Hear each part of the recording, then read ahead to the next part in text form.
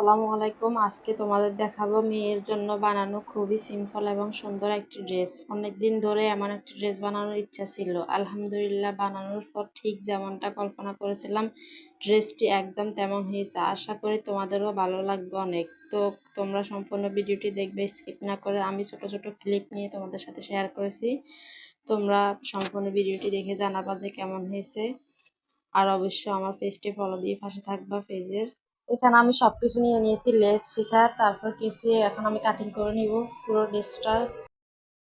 তো এটা হচ্ছে আমি 3 বছরের বেবির জন্য বানাবো। এখানে আমি সারারা সালোয়ার বানাবো, তার জন্য সালোয়ারটাকে কাটিং করে নিচ্ছি মাপ অনুযায়ী। এখানে আমি দেখো নিচের দিকে কুচি দিয়ে সালোয়ারটা তৈরি করব, আর উপরের দিকে কিভাবে সেলাই করব সেটা আমি তোমাদেরকে এখানে দেখাচ্ছি। এই যে তোমরা খেয়াল করলে বুঝতে পারবে হাতের দিকে এটা হচ্ছে সালোয়ারের সামনে পিছনের পার্ট দুইটাই। তো আমি একসাথে করে এটা সাইডে সেলাই করে নিচ্ছি। তো সাইডে সেলাই করা শেষে দেখো এমনটা হয়েছে ঠিক। তো এখানে আমি কুচিগুলো বসিয়ে নেব, যে নিচের কুচিগুলো দিব ওই কুচিগুলো এখানে আমি 3 বছরের বেবির লম্বার মাপ অনুযায়ী এটাকে কাটিং করে নিয়েছি। সেম ভাবে আমি ফ্রকটাকেও কাটিং করে নিয়েছি।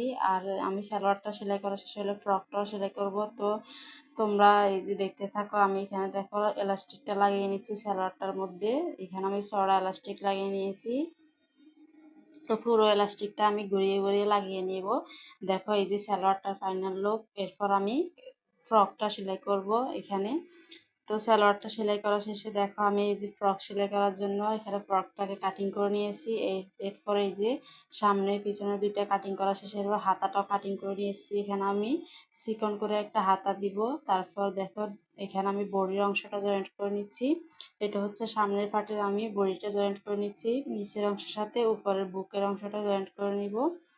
তো কুচি দিয়ে আমি এটা জয়েন্ট করে নিচ্ছি। আর এখানে আমি বুকের অংশটাকে খুবই ছোট দিয়েছি।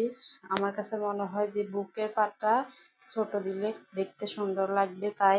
তারপর এই যে দেখো এখানে আমি 4 কোনা টেবিল গলাটা দিয়েছিলাম। এখানে লেস দিয়ে আমি গলার ডিজাইনটা করব। এরপর আমি গলার ডিজাইনটাকে সেলাই করে তারপর লেস বসিয়ে দিব। তো এই যে গলার ডিজাইনটা সেলাই করা শেষে লেসটা বসাচ্ছি।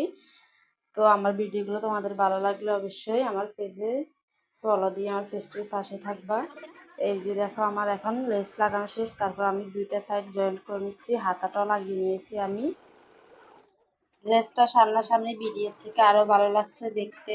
আর তোমাদের যদি এটা ফুল কাটিং এমন সেলাই ভিডিও প্রয়োজন হয় অবশ্যই কমেন্ট করবা।